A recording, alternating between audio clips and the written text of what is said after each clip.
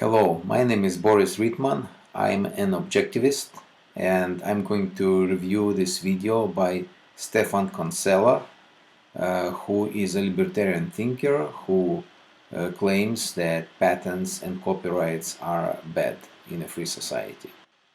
The state itself, like all states, is inherently socialistic.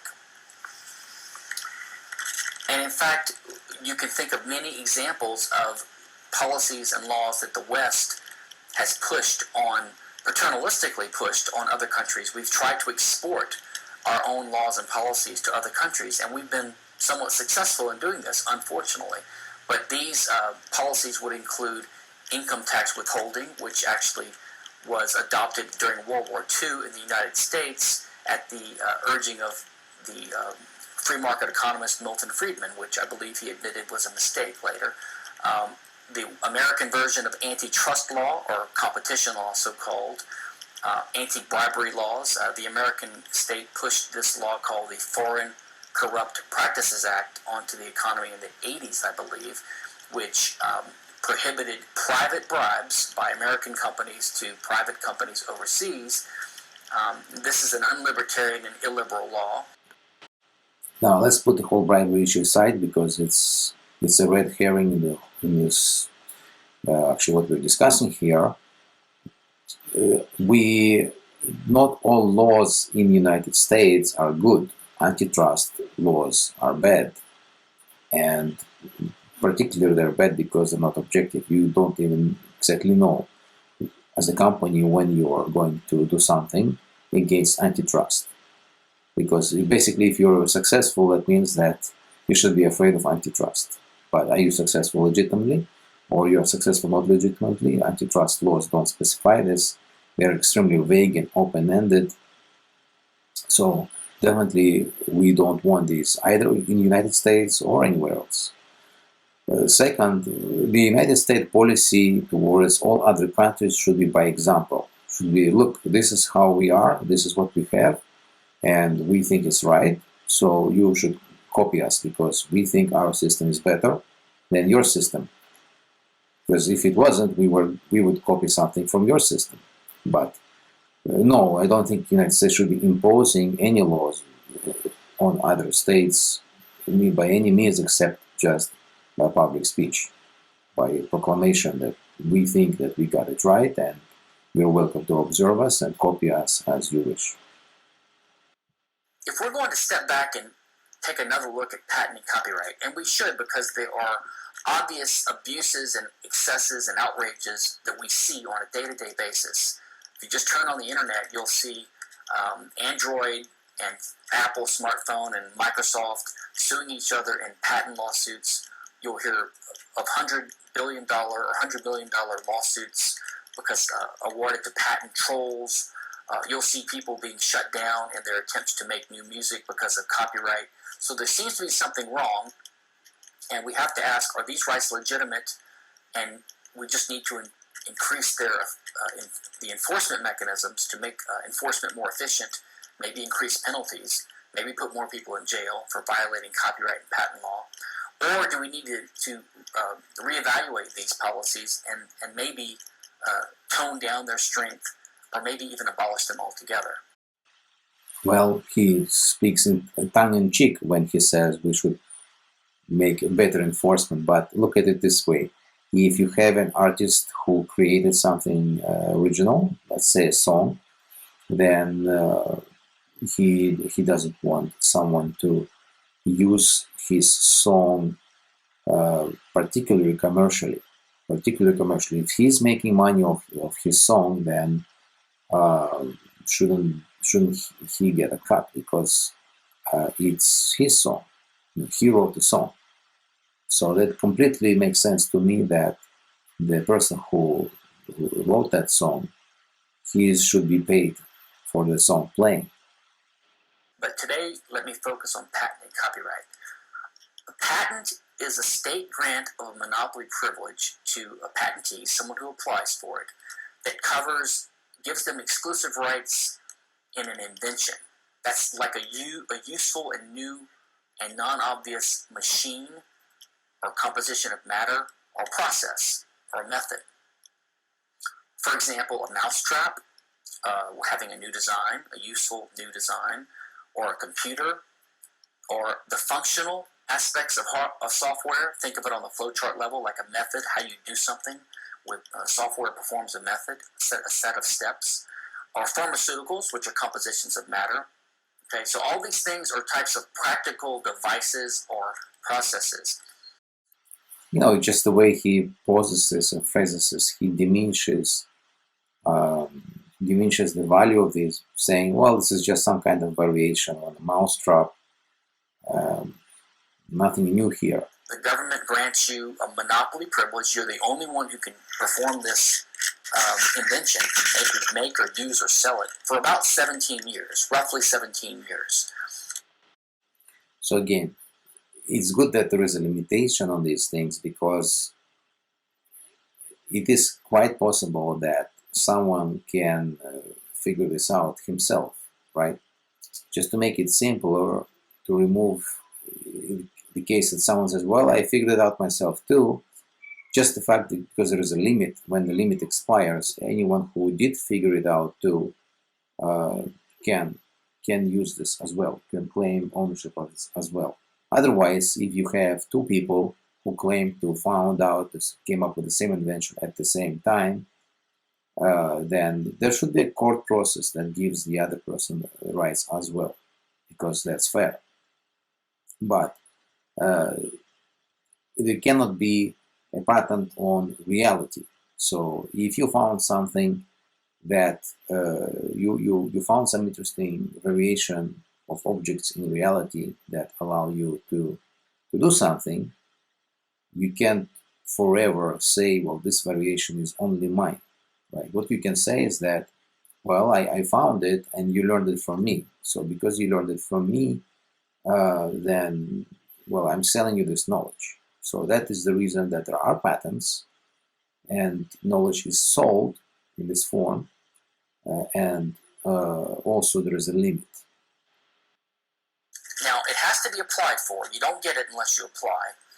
And it's important to recognize that independent invention is not a defense. What that means is you can be sued for infringing someone's patent, even if you didn't copy it from them, even if you didn't learn about it from them, even if you independently invented the idea yourself. Exactly what I mentioned. Yes, the court process should be able to handle this properly and honestly. So what this patent right does is it gives the patentee the right to go to court to extract money damages, sometimes called royalties, from an infringer.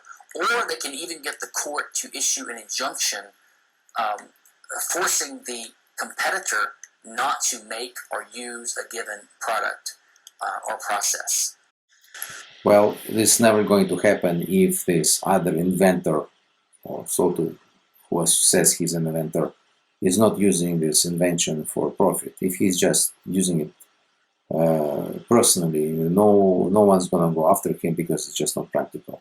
Now we can say, well, let's get rid of the whole copyright system so that big manufacturers of iPhones, of mobile phones, have more free time, and they wouldn't focus on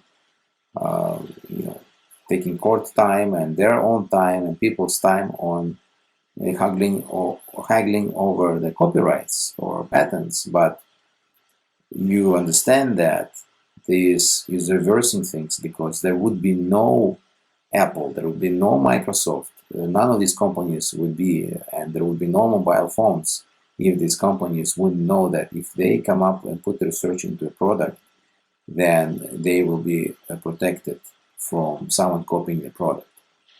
Now, it lasts nowadays much longer. It used to last only about 14 years, which coincidentally was the 2 times the term of a 7-year apprentice. The idea was that the artisan could be protected for the term of 2 of his apprentices to train them in making his new ideas.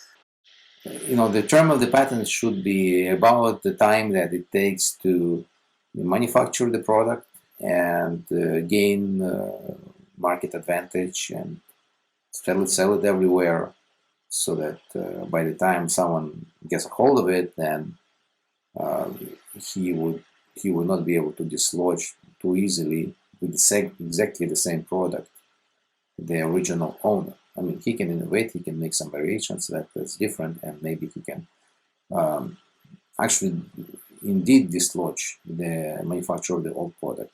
A better mousetrap, right? Should sell better, but the inventor of the first mousetrap does have this opportunity because he came up with this idea and it's his. They last more than 100 years, so we have an extremely long copyright term. Now, unlike patent, copyright is automatic. That is, you get it just by writing down your idea onto a sheet of paper. Here he's going to say that copyrights are automatic and patents you have to apply. But one more thing about the term of the copyright, which is 100 years, as he says that, well, if you quote some book, some author, then you have to reference where you got the quote. And we have seen this in literature. And no one seems to mind this. Everyone seems to understand it. So why is it that we are now seeing things in the media sphere, in the online sphere, suddenly people have a problem with this concept? The government will not let you get rid of your copyright. So I'm going to have a copyright in my novel for the remainder of my life, no matter what I do. Even if I write on the front of it, I hereby get rid of my copyright, that's simply not effective. It may serve as permission for others to use it without me suing them, but the fact is I still own a copyright. Now, what copyright does is, like patent, it allows someone to be free of certain types of competition.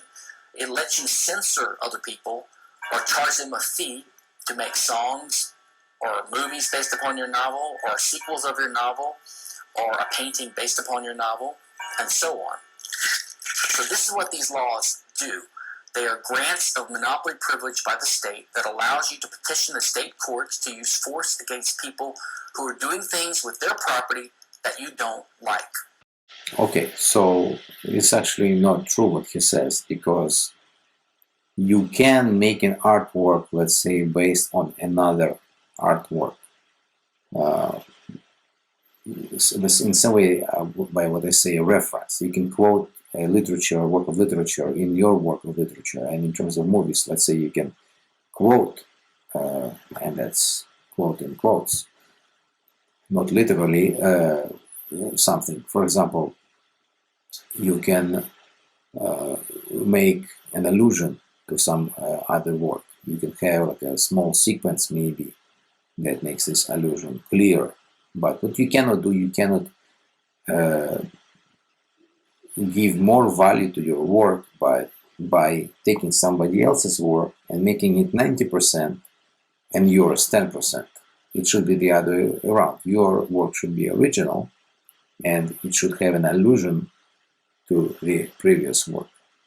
For example, you cannot take a song, let's say Britney Spears song, and then just put a drum beat in front of the song and a drum beat at the end of the song, and call it your own artwork. I mean, this is an extreme example, but it illustrates my point.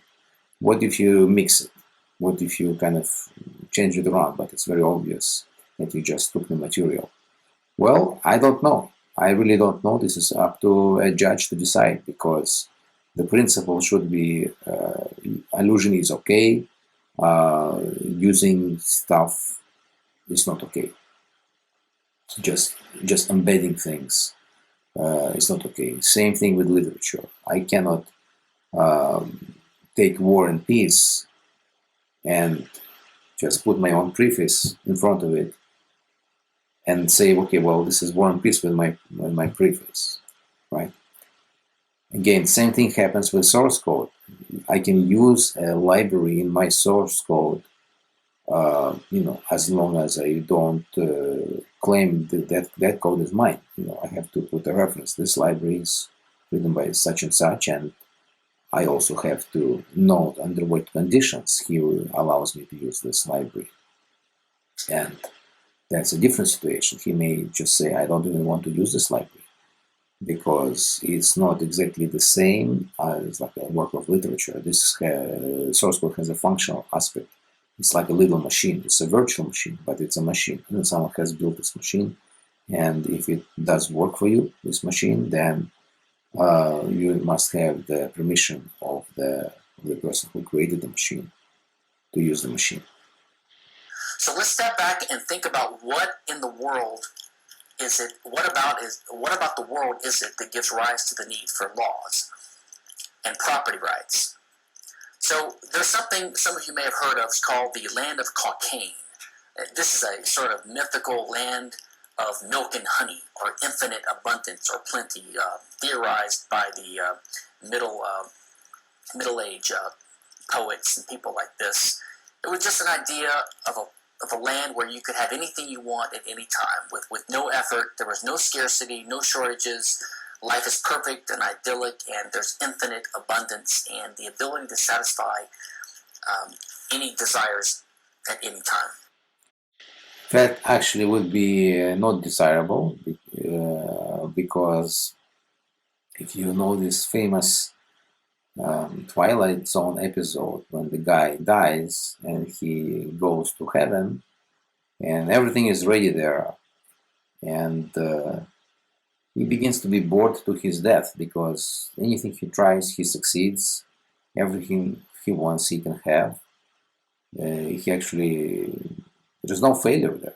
So, but what actually turns out in the end, and this is a spoiler, sorry guys, but you should know Twilight episode by now. It's been a long time since it aired. So what he finds out is that he's actually in hell. This is hell. It's where you do not have to do any effort. That's hell. Actually making an effort is what makes life interesting, and that's what makes pursuing values valuable. That's what makes values valuable, because if you get it without any effort, it's not really a value anymore.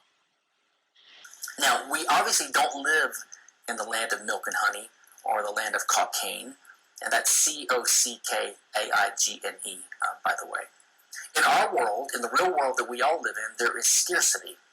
Okay? What this means is you can't just have what you want by wishing for it. It also means that if you obtain one of these scarce resources in the world, a banana, a stick, an apple, a tract of land, a log, a bucket of water, then other people cannot use that item at the same time as you. There's conflict if that would give rise to conflict.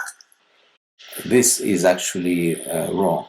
There is no scarcity in the natural resources, or any physical resources, and it's not true. If I have an apple, then no one can have an apple. This is like the seen-unseen fallacy, right?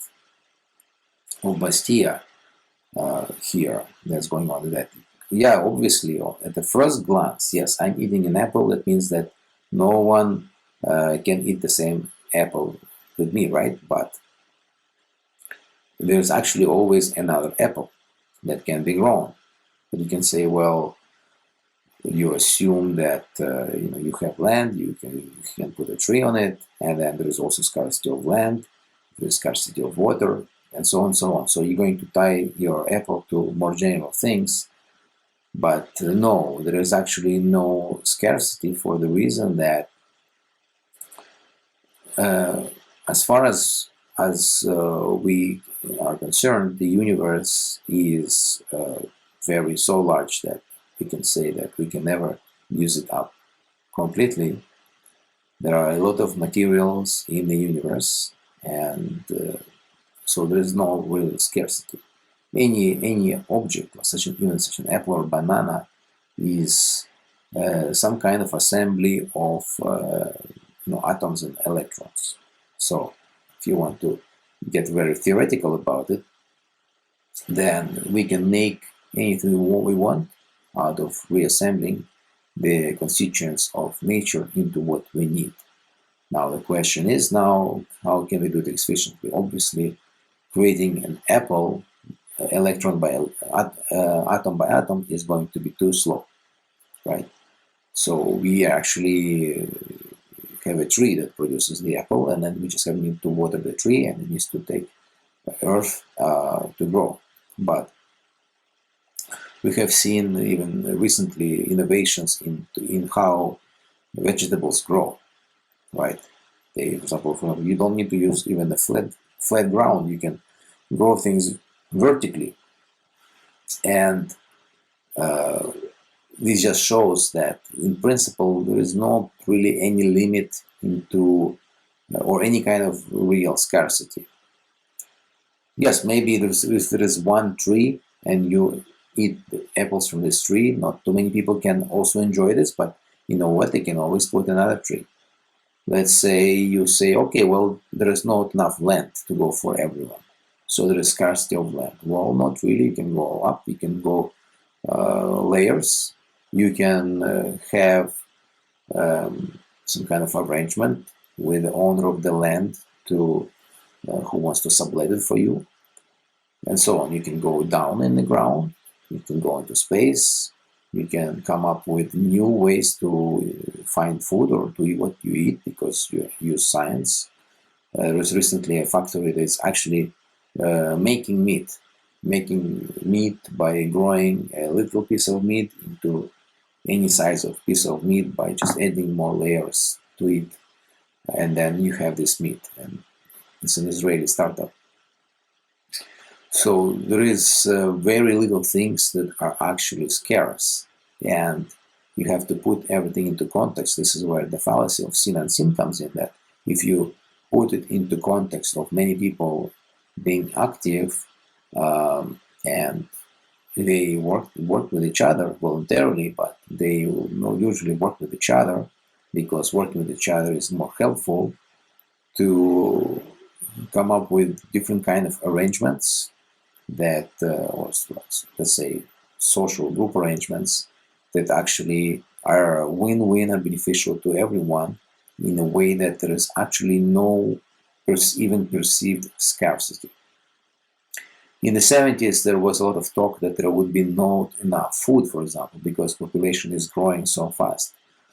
But a man by the name of Norman Borlaug, he came up with a more efficient way to grow wheat that doesn't get so affected by weather, and actually he has increased the production of wheat by factors of 10 or more. I'm not sure about the number, but we don't really have a food shortage. No one is going to die from mass starvation because of overpopulation, but that was predicted. So this is just to make the point that there is no such thing as any kind of scarcity in reality. And the main reason why there isn't is because the human mind is an amazing tool that can take nature and reorganize it for his own needs, whatever is the initial condition of this nature. And we also have to recognize, now this is where we get into the Austrian or Misesian, that is Ludwig von Mises' conception of Austrian economics.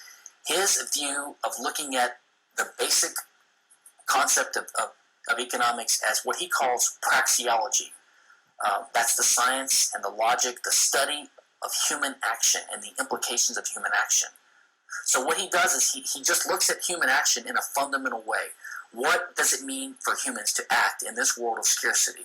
It means that we have some dissatisfaction, or we expect some dissatisfied state that will come to occur in the future if we don't do something to change it, if we don't interfere with the state of things. So in other words, every human action is an attempt to achieve an end, to achieve greater satisfaction. But the action is the employing or the use of these scarce means to achieve that end. So we have to select a means that will causally achieve our end. Okay, so I'm probably not going to review von Mises' philosophy here as a brief comment to Kinsella's description of Mises' philosophy, but it's not really true what he's saying, because, for example, you can have a person who lives and has no issue, for example, to earn enough money to feed himself, and to pay his rent. So he's not driven by situation in which, as you say, if he does nothing, that he will end up in a problematic situation. He does things not because he's afraid of what's coming tomorrow, but he does things because he has an interest in what he does. He enjoys something. So he works, for example, I like programming, and I could have done some other job, but I just like programming, and I enjoy it I would do it for free, I would, and I do, after work, I code some more of my own interesting things, and sometimes I would code through the night. I'm not paid for this, right? I like playing piano. I'm not paid for this either. I just enjoy it. And if I don't play piano today, it's not like tomorrow is going to be an unfavorable situation in my life. No. So this dichotomy between being comfortable and then being uncomfortable unless you do something that's wrong. That's actually quite pragmatic. This is sounds to me like a pragmatic philosophy that is not looking very far ahead. It's just looking for the immediate future, just to optimize the immediate future. This is exactly why we have to use these scarce means, and this is why knowledge is important, or science, which is the systematic acquisition and categorization of knowledge, right? We need to have both property and knowledge to have successful human action. You need property because you have to employ these means, and if you're not going to be fighting over the means with some other contestant, some other person who wants the means, the property rules say who gets to use that means, so that the means can be used by one person, the owner, productively to achieve their ends. But we also need knowledge to tell us what ends are possible, what things we should strive for, what might make us most satisfied, and also to tell us what types of means will achieve our ends. Just to clarify, by means, he means physical things, which he claims the only things can be scarce, and knowledge, he will say in a moment, cannot be scarce, and it should be kind of free and for everyone. So the basic view of the libertarian and the free market advocate is that we have to have both science and property. They're both like the twin pillars of human prosperity and civilized, peaceful, cooperative life. We need property to let resources be used peacefully and productively. So we have to assign owners to things. This is the essence of the free market order. And we, of course, need science and the right to learn from each other and to discover new things and to add to our base of knowledge so that we can act efficiently and choose the right means as part of our action. All right. So, he says that you should have free access to information how to use the means or the physical things. And you can only kind of conflict about the physical. Conflict is the wrong word. He basically says if you have the physical means, then no one else can have the same physical means. So obviously that should be under some kind of objective law. Who has what, but how do you use it? The algorithm should be free.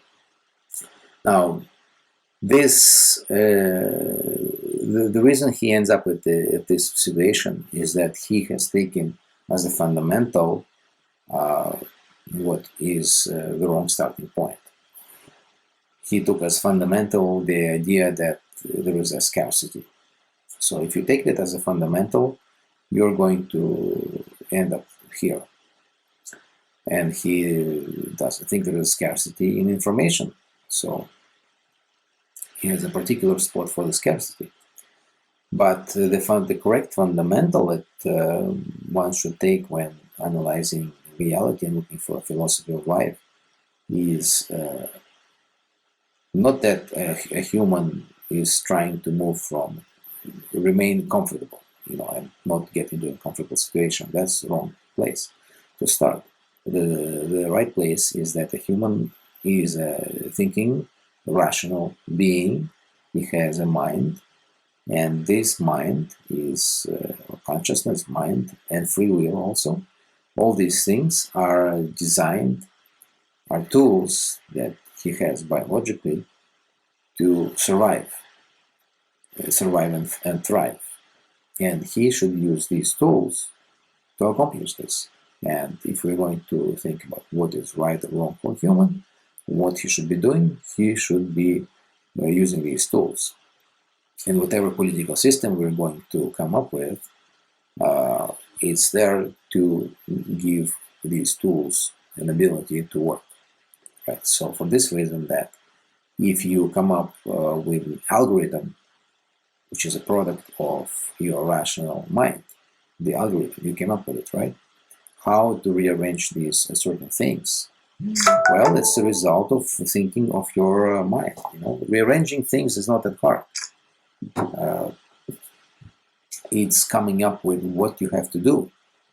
That's not only a kind of property the algorithm came up with. That's the primary property, because that's where it begins. Your mind cannot move actually physical things. You need to use hands for that, you need to use legs for that, you need to use maybe a tractor, but your mind can produce the thoughts. It's right there in that head. It's coming out. It's the primary thing that your mind produces. For this reason, it is, if we're going to try to classify intellectual property or private property, I would say that intellectual property is more important than any other property, because it's as closer to the mind than anything else. For the same reason, we say you can't force someone to think whatever you want. You have to try to convince him. That's kind of a respect to a person to have his own ideas, and that these ideas belong to him. This is just like another angle to look at it, that the algorithms or the ideas you come up with, how to use the means, these are also yours, and they are the ones that in the end direct your hands, they direct your legs, and so on. In the future, we are going to have an ability to move all these means without using our own physical body. We could program a robot to go and move the means in whatever configuration we need. For example, let's say we want to build a house. So we program a robot to lift bricks, and the robot builds the house. And we just lay back and enjoy. Well, the question is then, whose house is it, right? That was easy. It was so easy. But the hard part was to program the robot, right?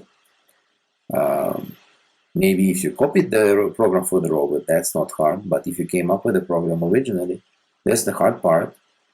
So you could say that all the houses built by these robots are really yours, right? But why not? Why not? Well, because the patents would have an expiration date, and it's very unlikely that one person could come up with something so much ahead of its time than other people living in civilization. We do not live in complete isolation. So if there would be a means to program a robot like that to accomplish this kind of thing, other people would be able to come up with this from scratch as well, without any kind of free algorithms that they got from the original inventor. They just arrived at it independently. Similar how many things in physics were discovered in opposite corners of the world independently. For example, was it the radio that was, discovered by Tesla and Pavlov? Or Marconi. I forgot who discovered who also discovered the radio. Who is actually officially the discoverer of the radio, but Tesla also discovered it, and he discovered it independently. Anyway, the point is that I'm making that if you take the right foundation, then you're not going to end up with these conclusions that Kinsella has. The foundation should be that everything begins with human mind, and property, the concept of property, must be linked to the activities of the mind. If your foundation is that there is some kind of scarcity and humans just need to survive, then maybe you'll have some different ideas. Now let's think about how we acquire knowledge this is part of human life, because this acquisition of knowledge is crucial, because we start out more or less with a tabula rasa, with a blank slate. There are many ways that human beings acquire knowledge, right? The knowledge that informs our human actions, that guides our human actions, the knowledge that tells us about causality and causal laws, the knowledge that we use to choose what actions to perform, what means to employ to achieve our given ends, right? From just experience in living, from observation of others, just from being immersed in a culture and learning from what's been developed, what's gone before. There's, of course, education and teaching informally by parents, or even formally by formal education and instruction, and by apprenticeships, and even by employment. We learn from our jobs. And also, of course, in a systematic way by the scientific method and empirical testing. But the free market is also a source of knowledge. Entrepreneurs are always incentivized and motivated to try to learn better ways to use resources to lower their costs and to have better products and to attract customers, to make a profit. And when they do this, the consumers learn from this and benefit from it, and their competitors learn too. And the competitors then try to emulate and copy and compete and sometimes improve, and then the original innovator has to improve even more, and so everyone is better off. And there's an unceasing striving for ever-increasing innovation and improvement in the desire to get profit, but in the face of always lowered profit because of competition. Okay, so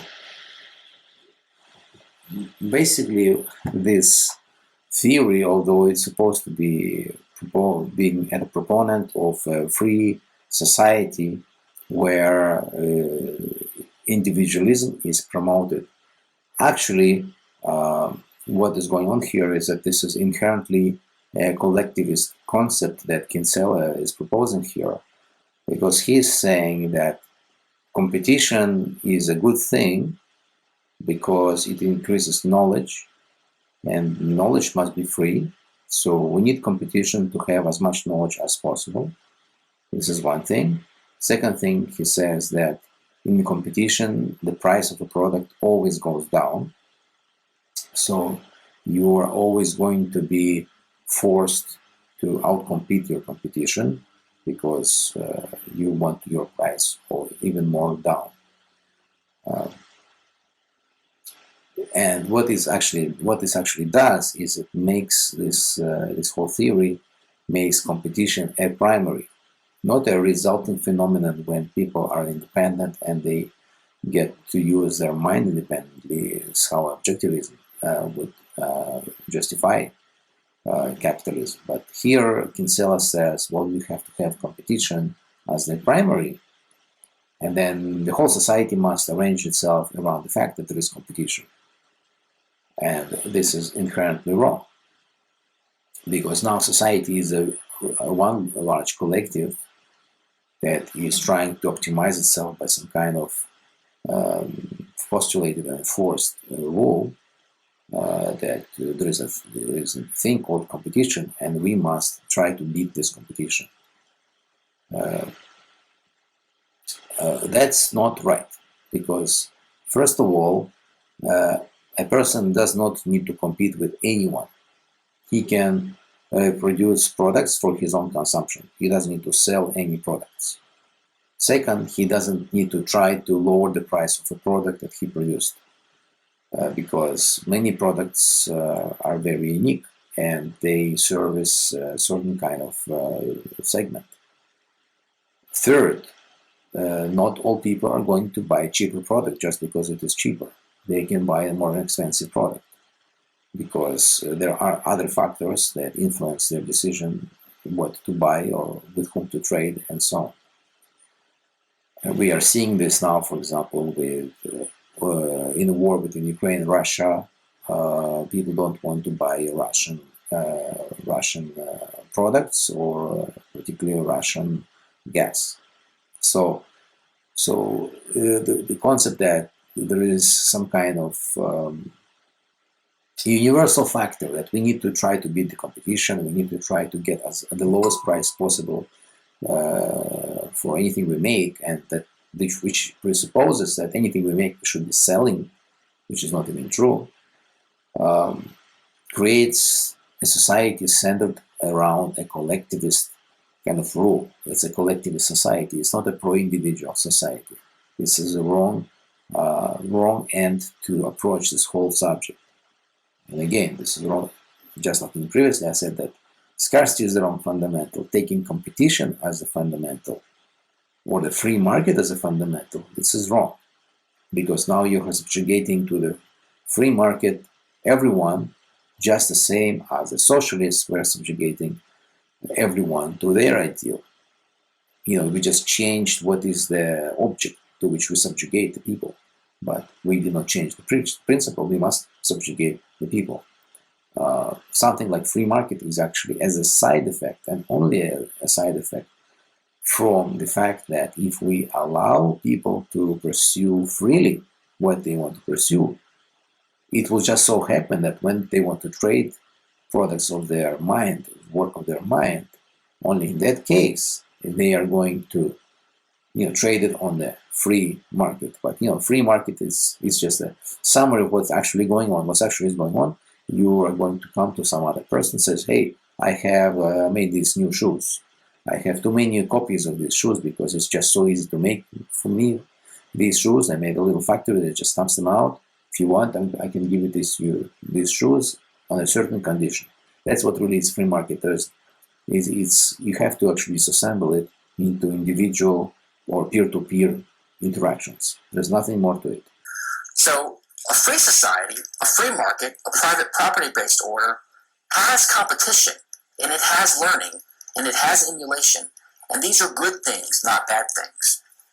And another thing that he says that you need to have competition because it encourages learning, or it causes learning. Again, this is such a small side effect of competition. It's such a little, very small side effect of competition that encourages learning. You don't need to have competition to learn. You can learn without competition. And you definitely shouldn't put competition as a fundamental so that you have a society of learning, right? And because here learning is not just what we normally say learning, is the fact that here he says that the learning is the algorithm or ways to use the physical means to actually survive for humans. So we need competitions to encourage learning, and learning is needed for the physical means. The way it should be ordered is that we have individuals. In order to organize physical means, they are thinking. Part of thinking is learning about the way nature works, and then you use the knowledge that you have acquired to organize the physical things. And then the free market is a highly derived concept. You would be doing learning even if you are Robinson Crusoe living on an island and you have no one to trade with. So you would still be doing learning. The fact that competition encourages learning, well, first of all, it doesn't really encourage learning, because you do not need to compete if someone is producing a product, and you may not even want to compete with this new guy on the market. You may say, okay, great, he's making a good product. I'm not going to make it, I'm just going to buy his, right? And you can do something else. The link between free market and learning or competition learning is very dubious, and I would definitely not make it a central point. And again, this links back to the fact that it's a highly collectivist approach to politics, because he says, well, isn't it better if the whole society is smarter? And isn't it better that the whole society learned? Let's organize our society in a way that encourages this learning and makes learning the most important thing. And yes, we're going to organize society around the free market or around the competition, taking competition as the basis, and then you're going to get the learning out of it. So how is this different from an ant hill where the principle is to build the most amazing construction for the ants? It doesn't really matter what the ants do, as long as they satisfy this grand design, grand goal. And here, for humans, the grand goal is more knowledge, more learning. No, there is no goal for human society or for human civilization to be better. There is no such goal. There is no such entity, all people together. That's not an organic entity. The organic entity is individual human being, and the fact that he wants to learn is a specific thing to him. You cannot project this principle on the whole of society. That's just merely statistics, but it cannot be made as a primary goal for the society either. They're explicitly designed to protect people and companies from competition. As I mentioned, the holder of the patent or copyright can use state force against potential competitors. It's basically a completely confused notion, which is an outgrowth of the mercantilist ideas, which were anti-competitive, of the last several hundred years. It's also based upon the confused idea that it is sometimes wrong to learn or to actually use information in deciding how you want to use your own property, that is your own scarce resources that you have property rights in. That it's wrong to copy or to emulate or to compete in some contexts. As I said, no one is going to go after you in the patent system if you are doing something in your house and you saw how something works. People are going to go after you if you're trying to also sell or market and make money out of it, because it is at that point that you are actually physically interfering with the property of someone else. In this case, the property is the algorithm or the design or the idea, and you are trying to basically take it for free. If you're doing it in the privacy of your home, we can actually discuss whether is it technically wrong or morally wrong. But this is a different situation. It's not really any kind of cause to disable the patent system. What it does is it uses the language of property rights in trying to say there's property rights by virtue of these laws in information and patterns and in designs. But remember, the entire function of property, the purpose of property, is to address the problem of natural scarcity in the real world that we live in, not the world of cocaine. But ideas and knowledge and recipes and designs are just knowledge that we have. Unlike scarce resources, they are not scarce.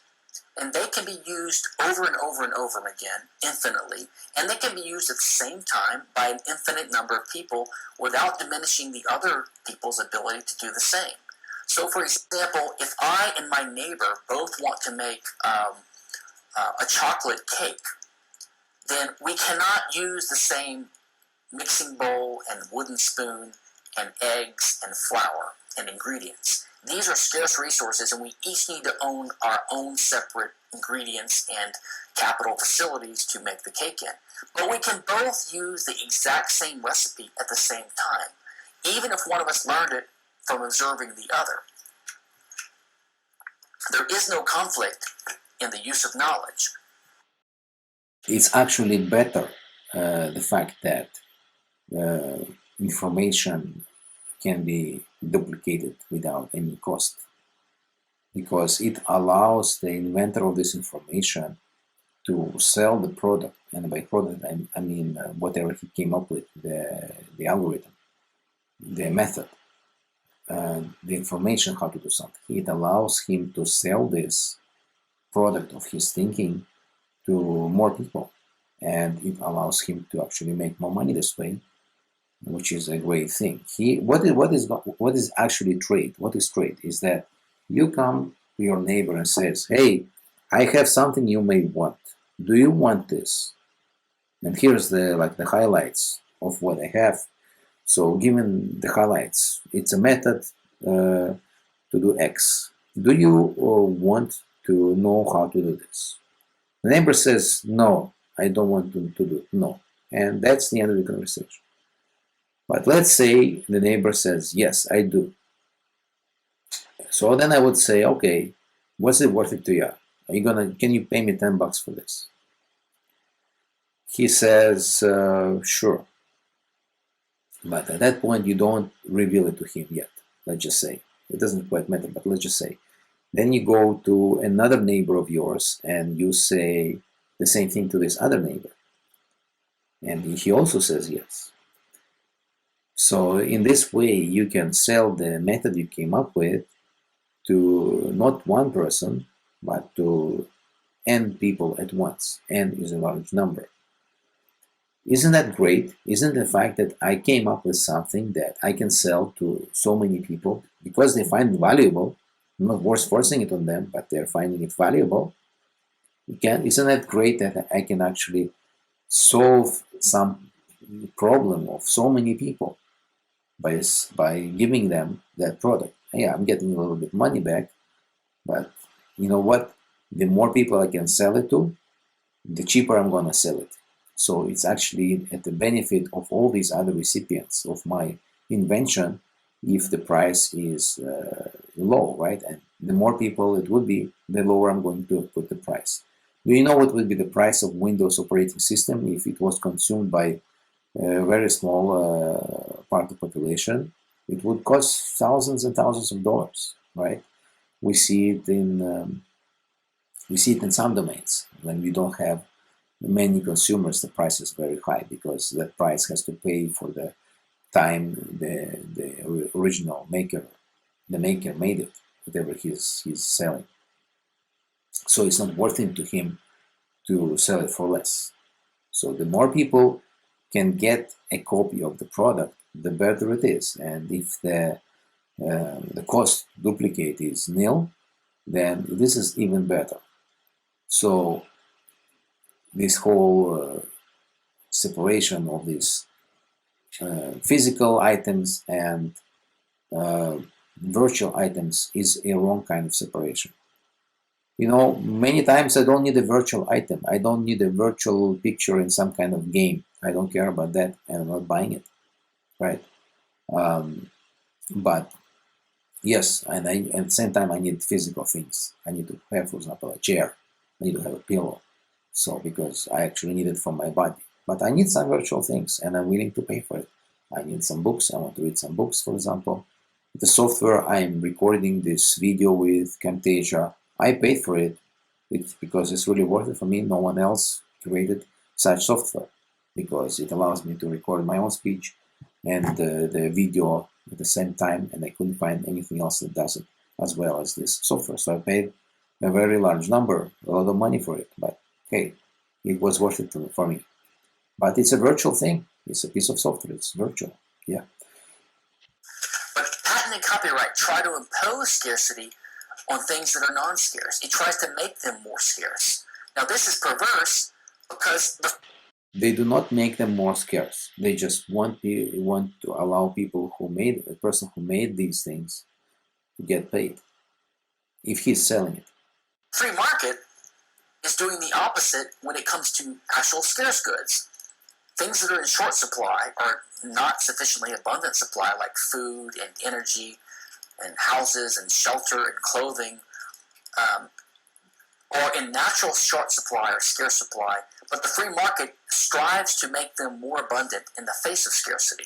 We're trying to overcome this unfortunate fact of scarcity.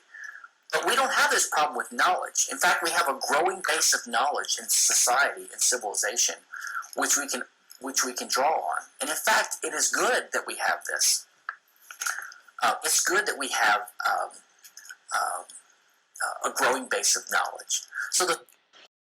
Okay, so why don't I say, okay, let's charge for every bit of knowledge and there is no free knowledge?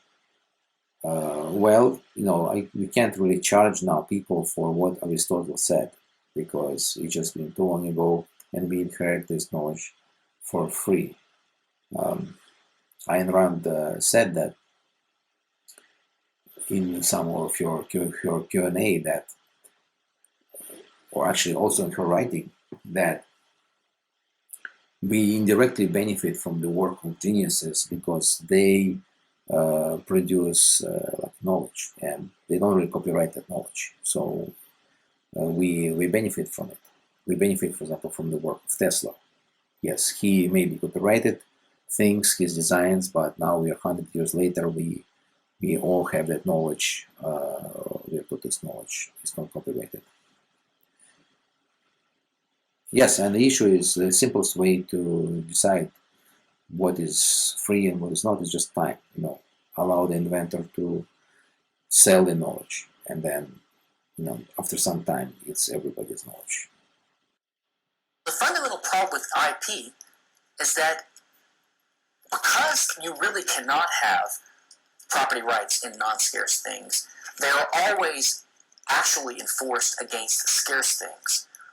So IP is just a disguised way of undercutting real property rights. Remember, these real property rights were put in place as a civilized mechanism to permit productive, peaceful, and fair and just and efficient use of these scarce resources. But when IP rights are introduced, it undercuts these rights.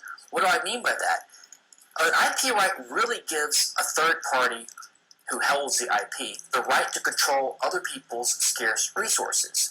So, for example, in the recent case, the American singer Beyonce has been sued by a Belgian dancer because Beyonce used moves in a music video, dance moves, that are similar to the ones that were in an earlier video by the Belgian dancer. Okay, well, if it can be shown that Beyonce came up with the moves herself, then she can use the moves. If those moves are so unique that the Belgian dancer is basically trading this information, she's trading this information with others. She's saying, okay, I came up with something that is so good, it looks so good, and you can either watch me or pay me to replicate these moves. Then, it's only fair for Beyonce to have paid her to use the moves. Or maybe the Belgian says, no, Beyonce, you can't use these moves, whatever.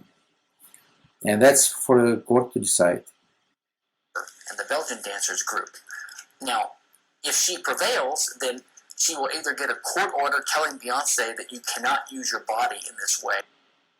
Just imagine that someone is doing the Michael Jackson moves, or some other moves from a famous performer, right? That are his signature. They're his signature. Then it's not really fair, because this dancer or this performer has popularized the move. He created it as his signature, and that's how he sells his concerts. He sells his concerts because people are going to go and watch the Michael Jackson move, right? They're going to want to see Michael Jackson, when at least Michael Jackson was alive and so on. It's not fair to take this move and use this move to promote your own concert. You need to give him time to enjoy this invention. Or that will take some of the money from Beyonce's bank account, which she owns, and give it to them. Okay. Similarly, Apple just the other day got a patent on using a gesture to unlock the iPhone or smartphones.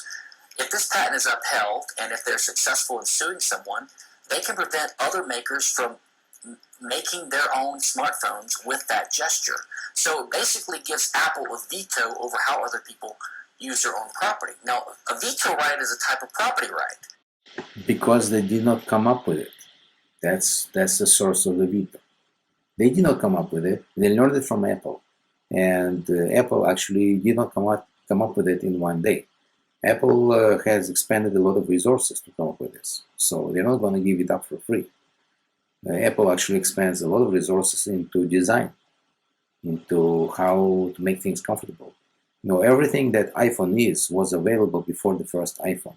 But it was Steve Jobs, it was Apple, under his guidance, that put these things together to create what is iPhone. And they unleashed a whole new market, of apps and so on, and it's more usable, and it changed many people's lives. how you have a map and so on in the mobile phone. So there is design or the flow chart that you have described, or that not you, that I'm talking to Kinsella, that Kinsella has described. Um, yes, that flow chart, it also is a kind of product.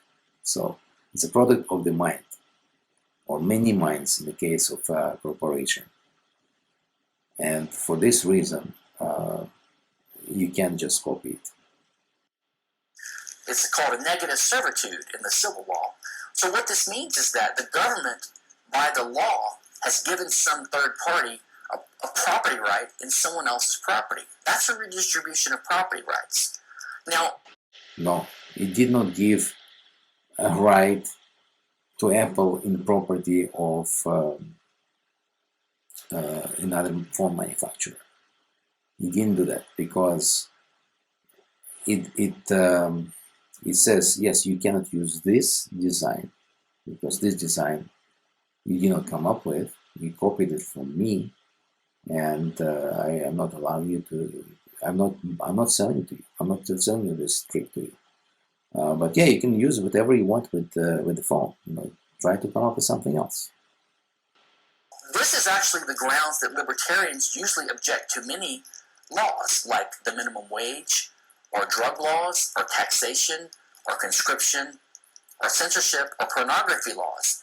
There we have the government stepping in and telling you that you cannot use your own body or property in certain ways. And we object by saying, what business is it of yours how I use my property? You have no right to veto a use of my own property. You have no right to penalize me either monetarily or with a jail fine, a jail sentence, for doing something with my property that is not harming anyone else. No, this is not about property. This is not about how you use your body if you treat body as property. This is about the mind. The government cannot impose what a mind of an individual should think, and as a result of this thinking, how it should direct a person's body or physical property that this person owns. Yes, the government cannot put stuff in person's minds. That's the source. That's not the issue of just property. And yet this is exactly what patent and copyright do. Now, patent and copyright also, of course, undermines science, the very endeavor of science, in a lot of ways, because it restricts the flow of information. It restricts how people can use information. It distorts the structure of research and development. Okay, what is science? Science is not the fact that people must share their information and do science. That's not science. That's cooperation between people. Science is how you conduct experiments, for example, that you have to, another word for this is experimental method, that there's a certain way that you have to do experiments to actually draw a conclusion. That is what science is. The fact that we have a huge bureaucratic academic system of like papers, peer-reviewed papers, funding, that's not part of science. That's not science. This is an add-on onto science. So there is no requirement or rule that you must share your discovery that you have discovered. No, maybe I have discovered a new way how to make cheaper energy, but I'm not sharing it, and I have no moral obligation to share it. And if I do want to share it, I'm going to share it with only someone that I want, on the conditions that I want. So I would sign, basically, when you publish something, you have a contract. You say, look, you can use this idea and like this and in no other way. And you sign this contract, and I'm going to tell you how it works. And the guy signs the contract, and that's the contract. And maybe it's unfair, but that's what the other guy agreed to.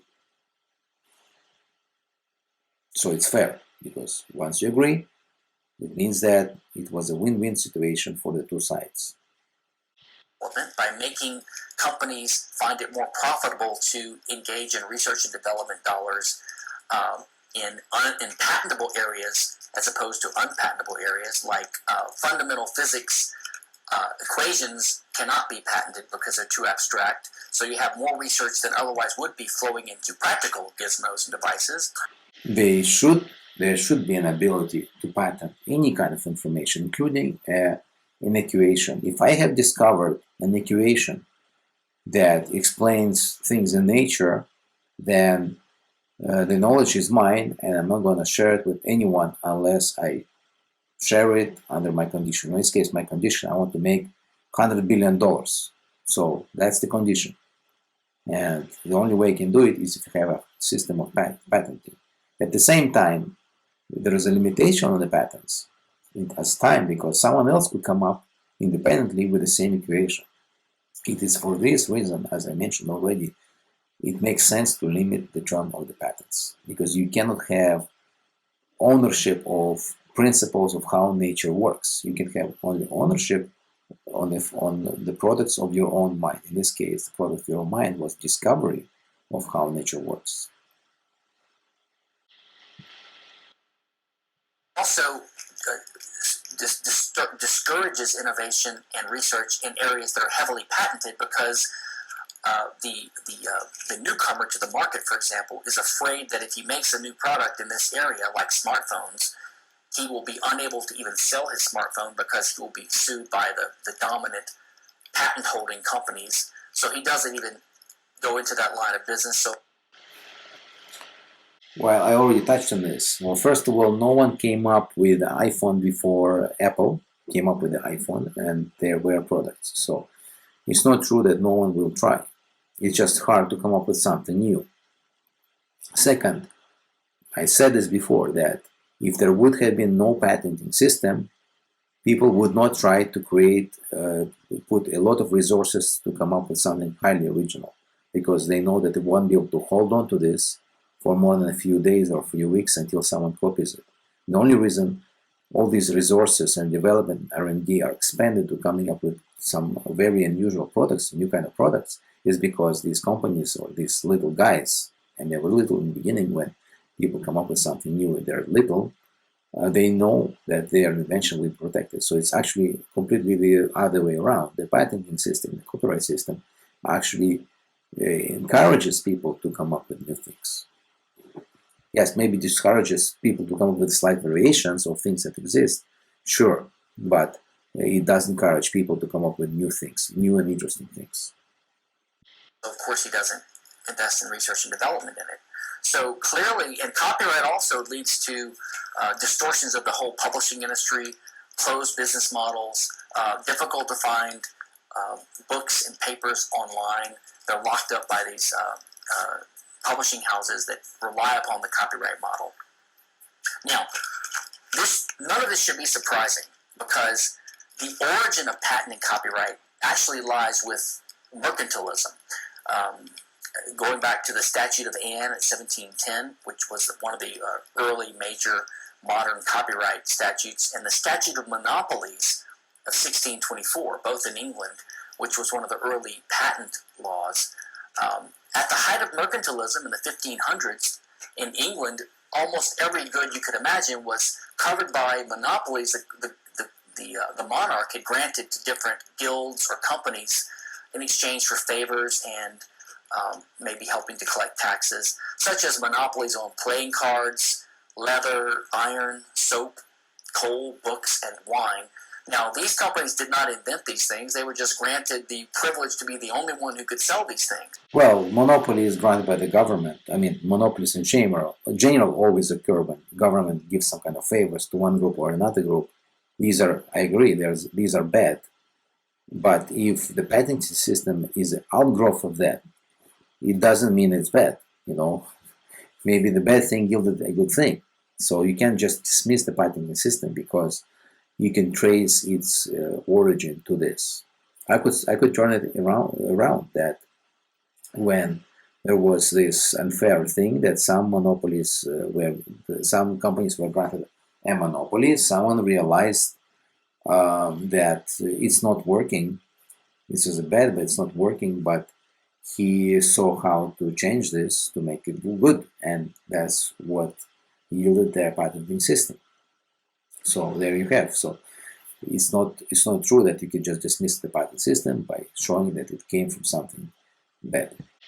They even enlisted the state to do warrantless searches and seizures of their competitors to make sure that they were not violating these monopolies. So in other words, along with these state monopolies during the height of mercantilism came a lot of intrusive searches and seizures and the collaboration between the state and the industries that had the monopolies.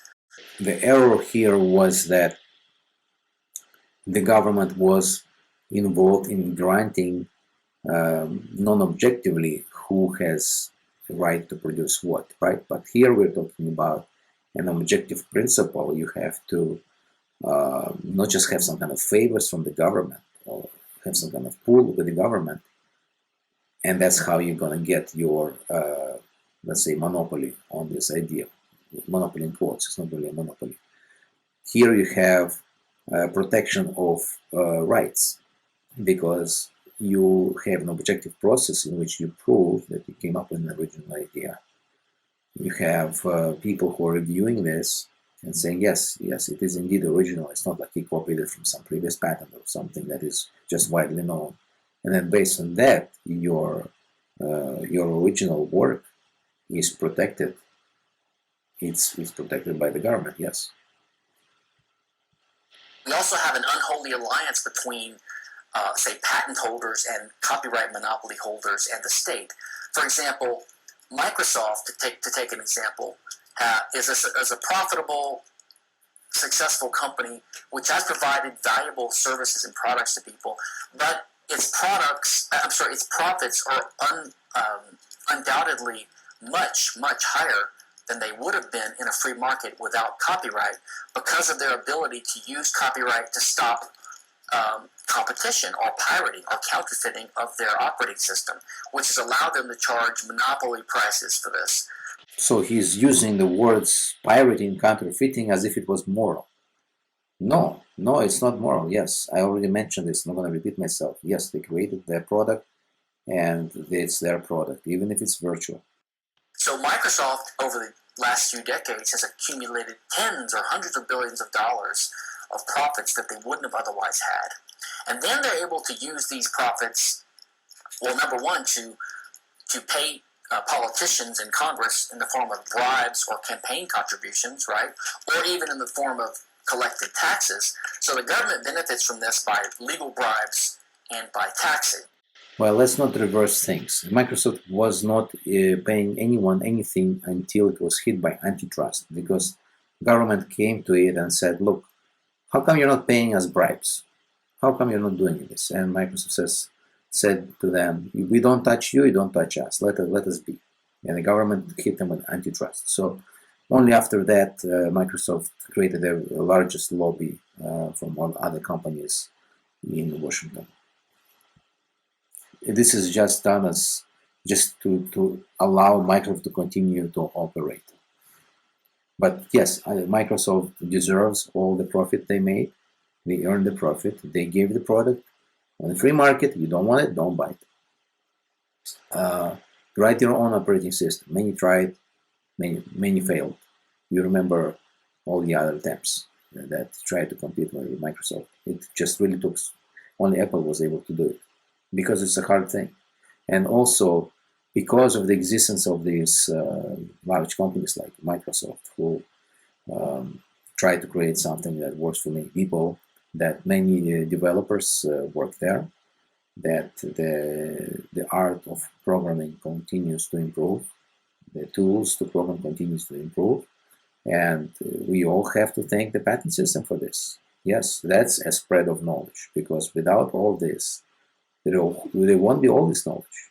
No one will know how to write this kind of code. It would be highly theoretical, but not practical. There wouldn't be so many libraries. There wouldn't be so many research papers and so on.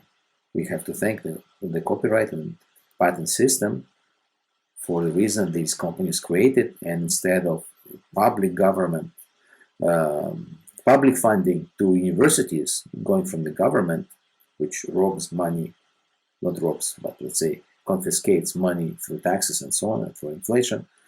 It's funding the universities. Here you have an amazing thing. You have a private company that is funding research, it's funding knowledge. Yes, we need to thank the patent system for this.